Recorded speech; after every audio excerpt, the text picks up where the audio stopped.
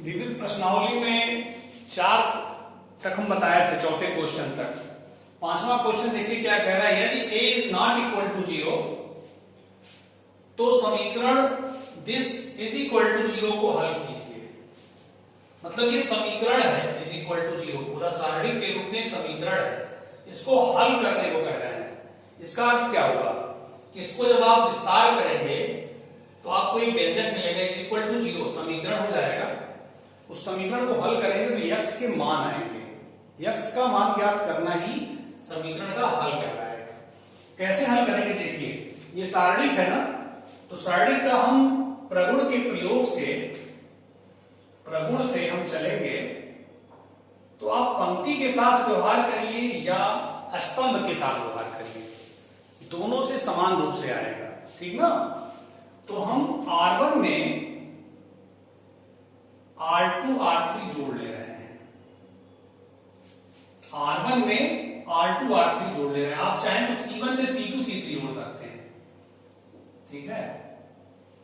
तो ये जब जोड़ेंगे R1 में R2 R3 तो कितना हो जाएगा 3x plus a, 3x plus a, 3x plus a, ठीक है। और ये कितना हो जाएगा x plus a, x plus a equal to 0। ये इंप्लाइज करिए ऐसे। अब देखिए आप R1 से क्या कॉमन है, R1 से 3x प्लस a कॉमन लेने पर,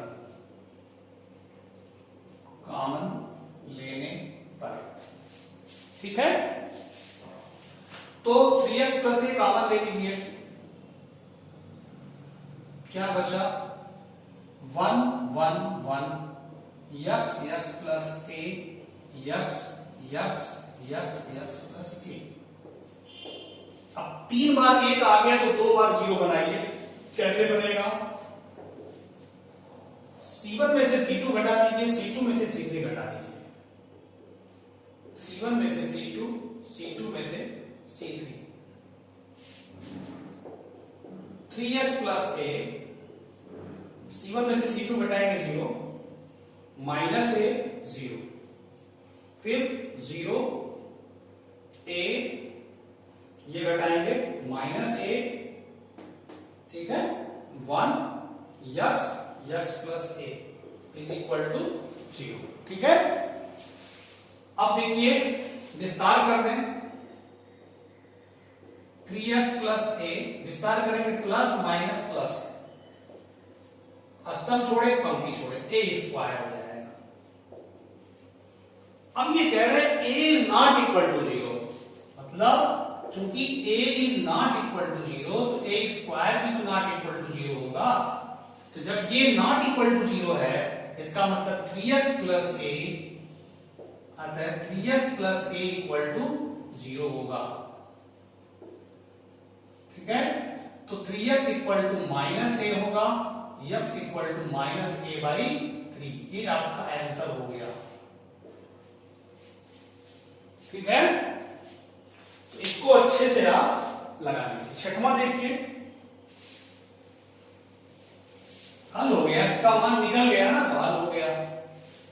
तो समीकरण के रूप में भी ऐसे सारणी बराबर करके देंगे तो उसको हल करेंगे, x के मान आ जाएंगे।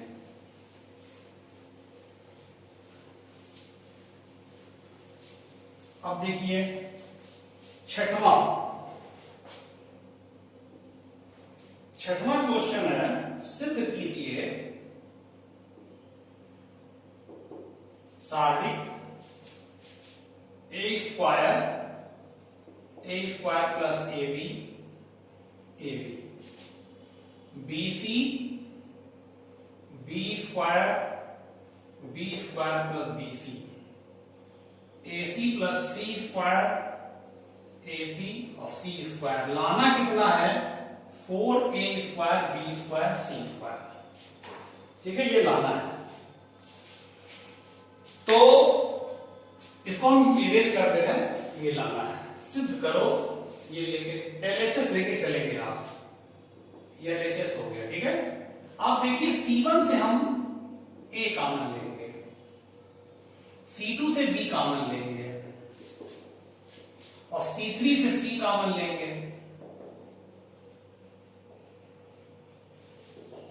ठीक है। तो ABC बाहर आ जाएगा कॉमन होकर के, क्या बचेगा A प्लस B,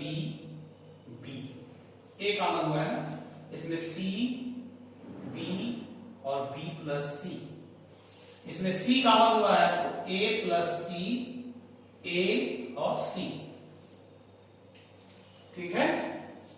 चलिए अब इसमें क्या करिए, देखिए अगर हम C1 और C2 को जोड़ दें और उसमें से C3 घटा दें तो ये 0 हो जाएगा।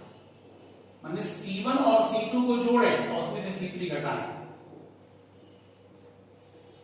देखिए C1 और C3 जोड़ दिए, A प्लस C हो गया, और उसमें से C3 घटाएंगे तो A माइनस C हो जाएगा।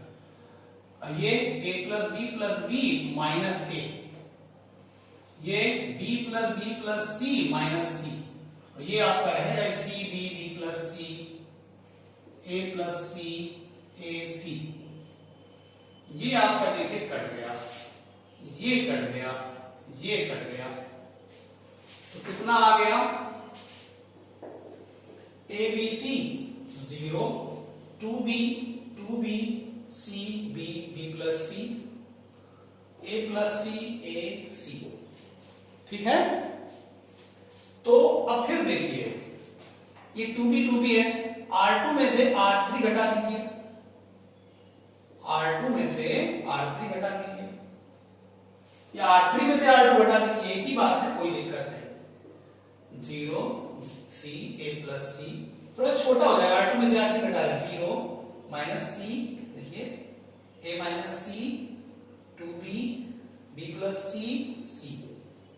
अब विस्तार कर दीजिए, विस्तार करेंगे तो plus minus plus, expand along C1, expand along C1, C1 को लेकर विस्तार कर रहा है, C1 को लेकर प्लस माइनस प्लस 2B,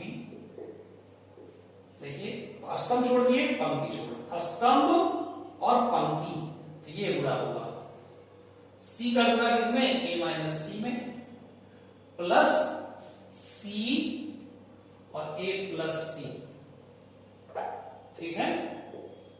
तो ये हो जाएगा ABC गुणे 2B, यहां CA minus C square plus CA plus C square, ये कट गया, ठीक है।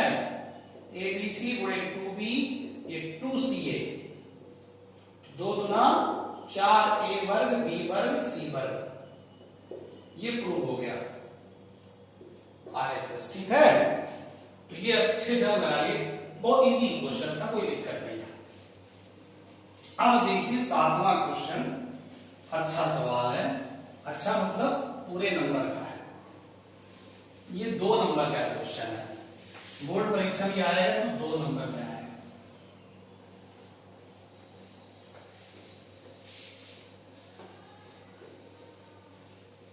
पहले जल्दी ये मिट जाता था, बरसात होने से ह्यूमिडिटी बढ़ गई है ना, इसलिए मिटाने में देर लगता है। 7वां देखिए, 7वां क्वेश्चन दे रहे हैं,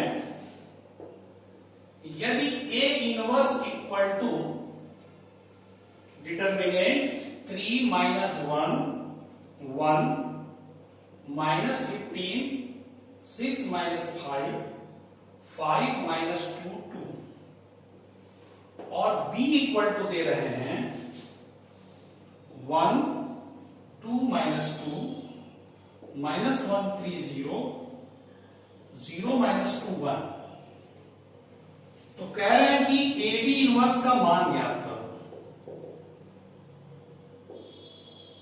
देखिए कैसे आएगा, देखिए आप जानते हैं, यहां पे आप देखिए ध्यान से, आप जानते हैं कि AB इनवर्स बराबर होता है B inverse into A inverse. तो अगर हम ये ज्ञात कर दें तो समझिए ये आ गया, तो यही हम ज्ञात करेंगे। क्यों? क्योंकि हमारे पास A इनवर्स है, B इनवर्स केवल B से ज्ञात करेंगे, दोनों का गुणा करा देंगे तो ये आ जाएगा, ठीक है। ये लिख देंगे आप समीकरण नंबर 1। तो हमें B की सहायता से B इनवर्स ज्ञात करना है, तो चलिए मॉड ऑफ B, पहले सारणी B ज्ञात कर ले। 1 2 माइनस 2 0, 0 माइनस 2 1, ठीक है, 1 छोड़े 3, ये 0 हो जाएगा, माइनस 2 स्तंभ छोड़े पंक्ति छोड़े माइनस 1, फिर ये माइनस 2 स्तंभ छोड़े पंक्ति छोड़े 2, ठीक है, 3 प्लस 2 माइनस 4, ये 1 आ गया। तो चूंकि सारणिक b is not equal to 0, इसलिए b व्युत्क्रमणीय है, व्युत्क्रमणीय है, इसलिए b इनवर्स विद्यमान है। जैसे निकालते हैं इनवर्स वैसे ही निकालने चल रहे हैं। अब b के अवयवों का क्या निकालेंगे, सहखंड, b के अवयवों का सहखंड ज्ञात करते हैं। एक का सहखंड, एक का सहखंड, एक मतलब क्या, a11, चलिए b11 कह दीजिए क्योंकि b अवयव है, b11 11 का, तो माइनस 1 पर घात 1 प्लस 1, पंक्ति छोड़ दे या स्तंभ छोड़ दे 3, ये प्लस 1 होगा 3 हो गया। फिर 2 का, 2 माने b12 का सहखंड, माइनस 1 पे घात 1 प्लस 2 b12, ये छोड़ दिए माइनस 1, ये माइनस 1 देगा प्लस 1 हो गया, ठीक है। b13 मतलब माइनस 2 का सहखंड, माइनस 1 पे 1 प्लस 3, स्तंभ पंक्ति छोड़ दी है 2, प्लस 1 देगा 2, माइनस 2 का होगा, माइनस 1 का है b21 का सहखंड, 2 प्लस 1, पंक्ति छोड़िए स्तंभ छोड़िए, 2 माइनस 4, 2 माइनस 4, माइनस 2 माइनस 1 देगा 2 हो जाएगा, ठीक। फिर b22, b क्यों माने, b है ना कैपिटल b का, तो b11 b22, तो b22 3 का सहखंड, माइनस 1 पे घात 2 प्लस 2, स्तंभ पंक्ति छोड़िए स्तंभ छोड़िए 1,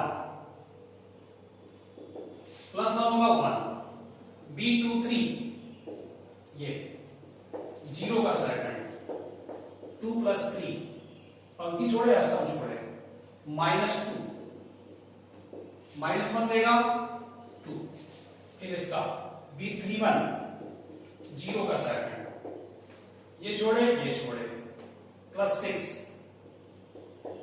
3 प्लस 1 6 हो जाएगा, प्लस 1 6, b32 माइनस 2 का सहखंड, माइनस 1 3 प्लस 2, ये छोड़े plus minus 2, minus 1 minus 2 plus 2, ये b33 1 का सहखंड, 1 3 प्लस 3, ये छोड़े 3 प्लस 2 5। अब चलिए b के अवयवों से जो सहखंड b के अवयव को सहखंड मिले हैं उनसे आप बनाइए। b के अवयव के सहखंड से बना अवयव, इसका नाम c दे दीजिए। देखिए मिटा दिए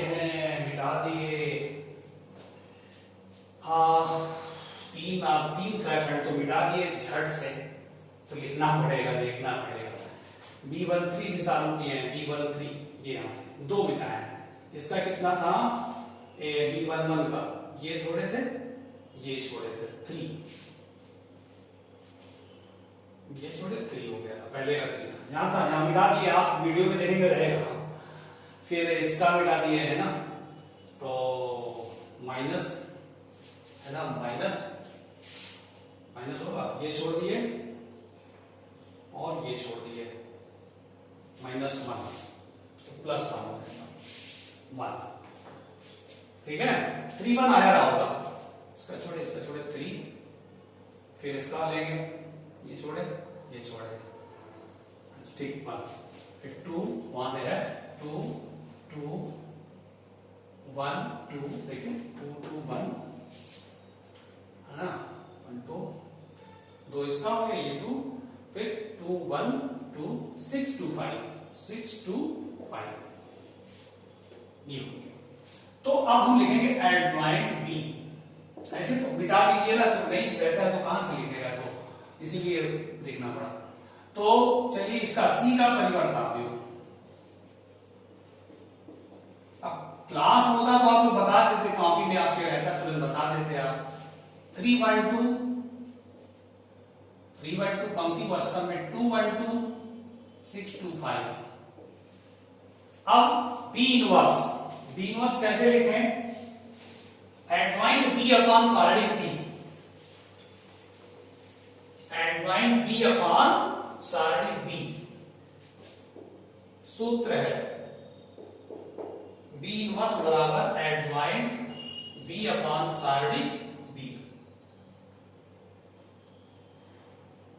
ठीक है, सारणिक बी का मान 1 आया था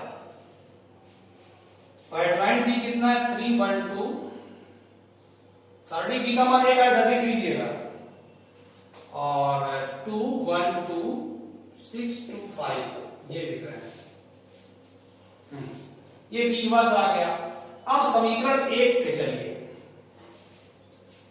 समीकरण 1 से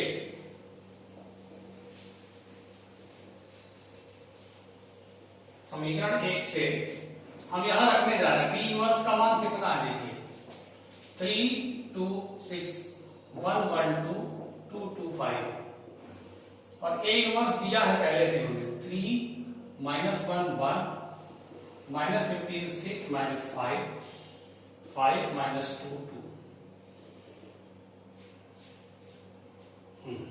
गुणा कराइए, पहली पंक्ति का पहले स्तंभ में 9 -30 + 30, पहली पंक्ति का दूसरे स्तंभ में -3 धन 12 ऋण 12।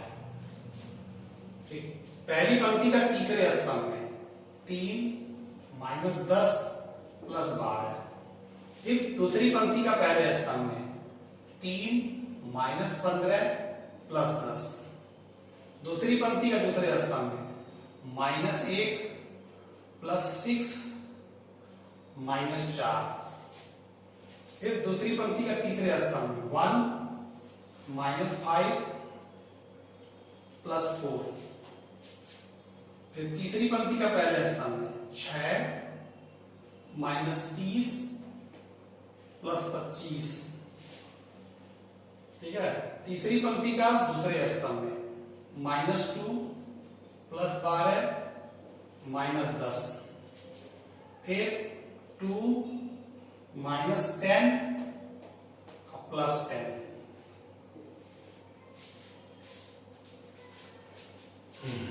अब देखिए ये हो जाएगा, ए बी इनवर्स निकलने जा रहा है, ए बी का इनवर्स निकलने जा रहा है।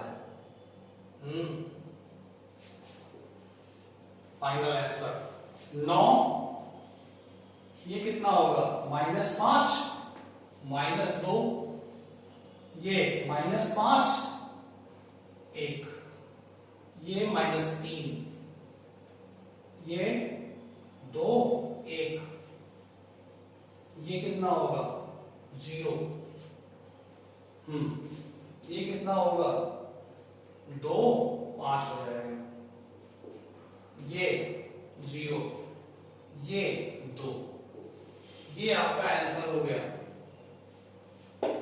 तो एग्जाम में ये भी क्वेश्चन आ सकता है, ए बी इनवर्स पूछा है तो ये डायरेक्ट नहीं आप निकालेंगे, क्योंकि ए बी इनवर्स बराबर इतना होता है, ए इनवर्स आपको दिया गया है, ठीक, बी की सहायता से आपने पूरा बी इनवर्स निकाला है।